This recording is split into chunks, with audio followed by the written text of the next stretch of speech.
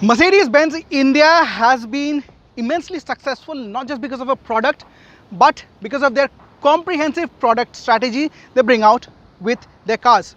Now let me give you an example. GLC. Now GLC has multiple body types. You have the regular 200 and the 220D. You also have a coupe SUV.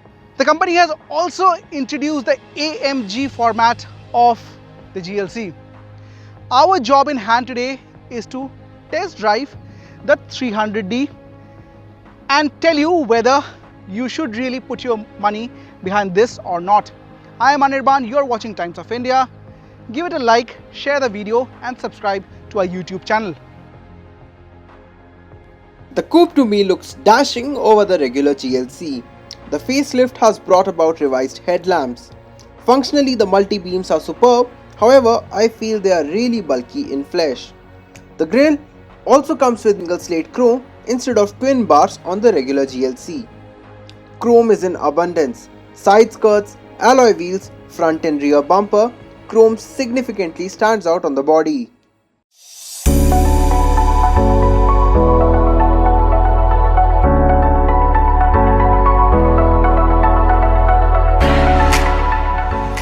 The changes inside the coupe are too subtle to notice, but they are more in line with the facelifted 220D. You get a touchscreen infotainment system which is paired with MBUX, a completely digital driver's display. You also get a wireless charging and one-touch electric sunroof. The seats are large, cushiony and comfortable, and at the same time they are not excessively sporty. Comfortably, 4 adults move along.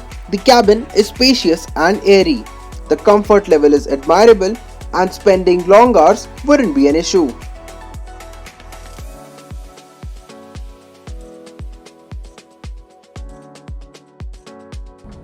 .245 horsepower, 520 Nm of torque.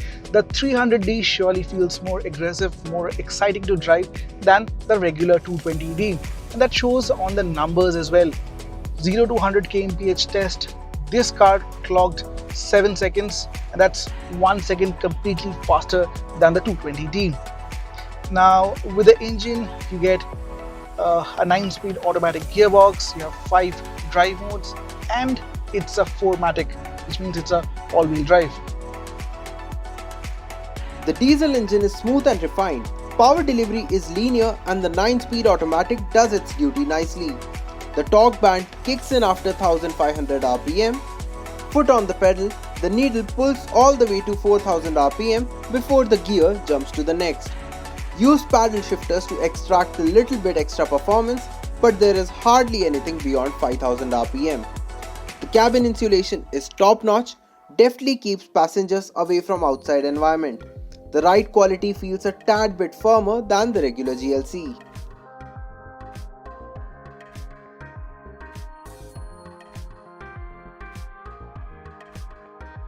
Coupe SUVs are still a niche, but it's very brave to see that Merc is coming all out aggressive in this body format and in the way gaining acres of space in the market.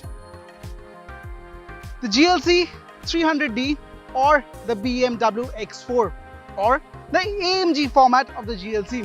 What do you prefer? Do let us know in the comment box below. Thanks for watching. Stay tuned with Times of India Auto for further news and updates.